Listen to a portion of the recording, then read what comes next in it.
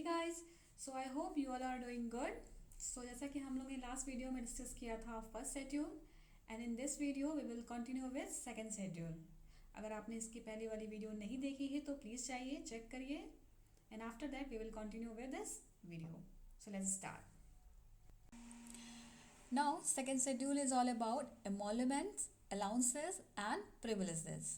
That means जितने भी public officers हैं, जजेस हैं, प्रेसिडेंट हैं, वाइस प्रेसिडेंट हैं, कंट्रोलर ऑडिटर जनरल है, एक्सेट्रा, जितनी भी कॉन्स्टिट्यूशनल अथॉरिटीज़ हैं, उनकी सैलरीज, उनको परमिशंस क्या क्या हैं, उनको बेनिफिट्स क्या क्या मिलते हैं, उनको क्या क्या फैसिलिटीज़ मिलती हैं, everything is written in this second schedule.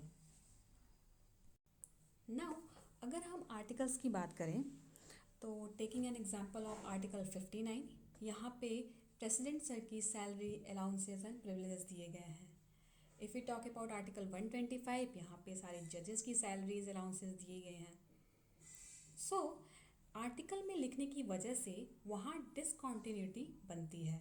That's why all the emoluments, allowances, privileges are written in second schedule because schedules are intricately related to articles.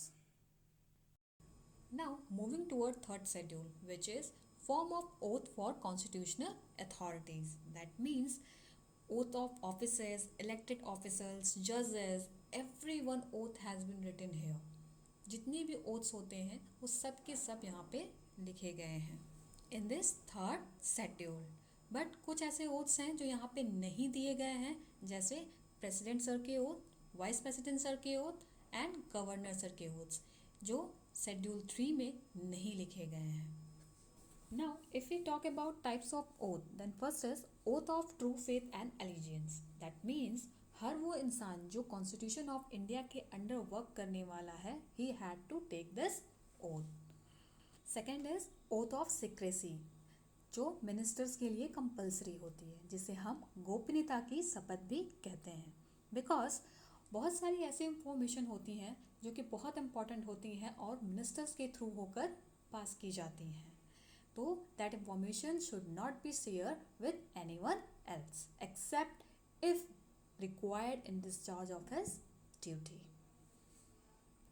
Now moving toward fourth schedule, which is seat allocation in Rajya Sabha.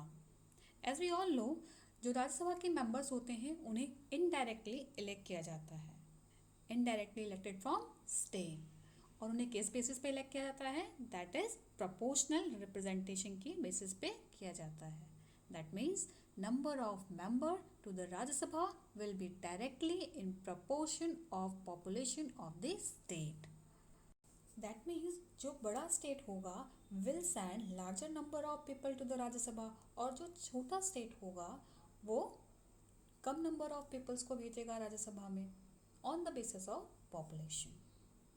सो कौन सा state कितने number of people Rajya Sabha में भेजेगा, every detail has been written in this schedule 4। Now अगर हम fifth और six schedule की बात करें तो यहाँ पे जितने भी प्रोविज़न बनाए गए हैं टू एडमिनिस्ट्रेट और कंट्रोल करने के लिए schedule areas and schedule tribes को, ऑल प्रोविजंस आर रिटन है। यहाँ पे सारे प्रोविज़न डिटेल में इन शेड्यूल 5 लिखे गए हैं।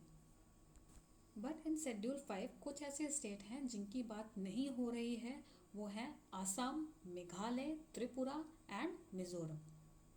Because provision as to the administration of tribal areas of Assam, Meghalaya, Tripura, Mizoram is specially written in Schedule 6.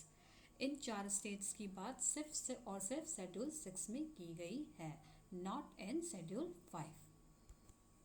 Now moving toward 7th schedule, which is division of power.